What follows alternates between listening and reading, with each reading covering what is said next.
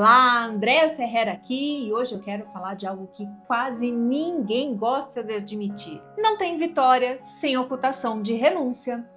Toda escolha carrega uma perda, ainda que ela seja momentânea. Então, quando eu escolho crescer, eu automaticamente deixo algo para trás. Pode ser um conforto, pode ser um tempo livre, pode ser uma convivência, pode ser um hábito, que me dava prazer de imediato. A gente gosta de falar das conquistas, mas quase nunca fala do que precisou ser silenciado para aquela conquista, para que ela existisse. E vitória não é só aquele momento do aplauso, não. É também a parte invisível. É a decisão que ninguém viu. É o não que eu tive que dizer. É a festa que eu não fui. É a conversa que eu encerrei. É a proposta que parecia boa, mas que não fazia sentido com o que eu queria construir ao longo prazo. E aqui entra um ponto importante: renúncia não é sinônimo de fracasso. Muitas vezes a gente interpreta abrir mão como se fosse perder, mas abrir mão, em muitos casos, é organizar prioridade. Eu não estou dizendo que é fácil, gente, não é. Renunciar dói porque envolve desejo, envolve vontade, envolve algo que sim, poderia ser bom, mas que talvez não seja estratégico para aquele momento. Existe uma diferença grande entre eu nunca vou fazer isso e eu não vou fazer isso agora. A maturidade está nessa distinção. Às vezes eu preciso adiar algo que eu quero muito para sustentar algo que eu preciso mais ainda. Isso não significa que o desejo morreu, ele significa que eu entendi a ordem das coisas. E o problema é que a gente vive numa cultura que vende a ideia de dar para ter tudo ao mesmo tempo. Crescer profissionalmente sem abrir mão de conforto, construir algo sólido sem atravessar períodos de instabilidade, evoluir sem perder relações que já não acompanham esse crescimento. Não funciona assim, gente. Quando eu escolho disciplina, eu renuncio à distração constante. Quando eu escolho foco, eu renuncio a múltiplas possibilidades.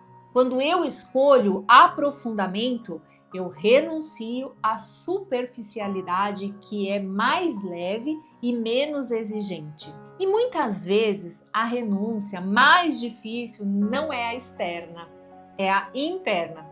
É abrir mão da necessidade de aprovação, é abrir mão de querer agradar todo mundo, é abrir mão da imagem que eu tinha de mim mesma para poder assumir uma versão mais coerente com o que eu realmente quero construir. Vitória tem custo, não necessariamente um custo financeiro, mas emocional a gente sabe que tem.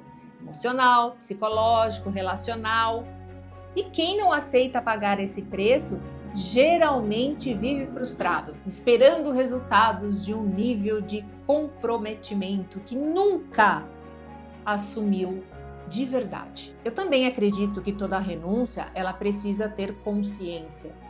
Não é sair abrindo mão de tudo de forma impulsiva, jogar tudo pela janela e vamos embora. Não é assim. Não é romantizar o sofrimento. É entender o que eu estou disposta a sacrificar neste momento agora para poder colher depois.